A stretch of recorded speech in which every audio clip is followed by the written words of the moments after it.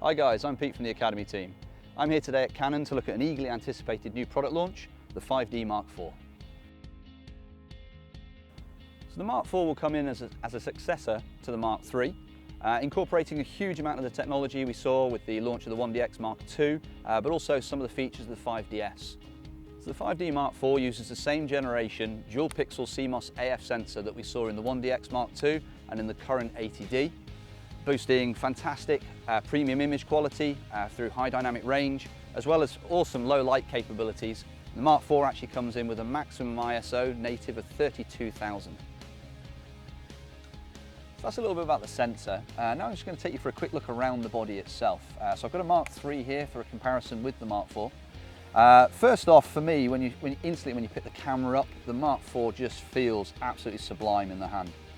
The grip itself is slightly larger on the new version than it was on the Mark III, and I find I can really just get a decent grip on there without having to tuck my fingers around the end of it. So the ergonomics for me work a lot better. Another feature that's changed slightly in the design of the Mark IV is the cable release port has now been moved to the front of the camera. Because of the introduction of USB 3 on the side, you now get much better connectivity options. So if we now spin round to the back of the camera, you'll notice in general layout there doesn't seem to be, on first inspection, a massive difference between the two cameras. Ergonomically it does feel a little bit better. The thumb recess is slightly deeper, gives a slightly better control of the camera. And they've also introduced a new button on the back of the Mark IV, very similar to the one on the 7D Mark II, that allows you to toggle through various different options. On this particular model, this is currently set for ISO control, but also allows us to flick through the different autofocus functionality, so we can change from single point, cluster, zonal and automatic across all 61 of the autofocus points on the sensor. So one of the biggest new improvements with the Mark IV is the introduction of an always-on touchscreen system, which literally allows seamless control of all your menus. You can flick through very, very quickly and simply, and this is active constantly. They've also added in Wi-Fi, NFC, built-in GPS, and for a first time, a direct FTP transfer system, all within the camera itself. So as well as a slightly larger grip, Canon have also improved the dust and weather sealing of the camera. They've introduced a new mirror box, the mirror box from the 5DS and the 5DSR, which allows for less mirror bounce. It's also improved the frame rate of the camera up to 7 frames per second, and overall made the camera feel that little bit lighter.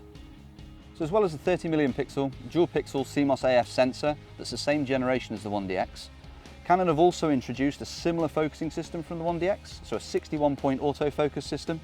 It's sensitive to f8, also sensitive to -3 EV, so fantastic for those moonlight and astro shots. A standard feature we often take for granted on a lot of the Canons is the digital lens optimizer. It's usable on both RAW and JPEG. Normally with most Canons you'd have to download the lens profile so it's optimized for your camera.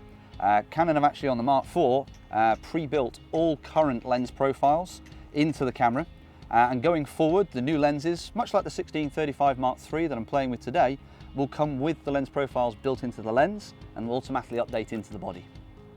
So a first for a 5D range camera is the introduction of dual processors.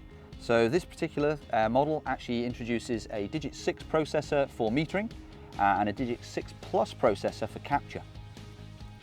Another exciting addition to this model, and a first for Canon, is the introduction of dual pixel RAW. Now this will allow the user to, post-production, adjust the point of sharpness through Canon's DPP software, as long as it's within your tolerances of depth of field. So if you've just missed that eye and you've got those eyelashes, you can pull that sharpness point back to the eye and make sure it's pin sharp. A lot of the other eagerly anticipated features about this camera revolve around video. So I'm going to hand you over to our tame videographer, Mike, and he's going to take you through those features. Thanks, Pete. So on the terms of video, the 5D Mark III was a huge deal in videography. It's been a staple camera. So the Mark IV, we don't expect to be any different. Now the big question in everyone's mind, yes, it's 4K. It's DCI 4096, which is full high resolution 4K. Now we have taken the dual pixel autofocus from the 80D and the 7D Mark II. This combined with the touch screen means that you have touch focusing nice and quick, nice and simple. In other film resolutions, you've got 60 frames per second at full HD, and you can go 120 frames per second at HD. Now this is great, there's been a lot of demand for the slow-mo on the Canon cameras, and this is going to be just right for giving that nice, smooth, cinematic look. Back to you, Pete. So in summary, the 5D Mark IV is a very versatile multi-platform system, fantastic for pro photographers, videographers, enthusiast photographers.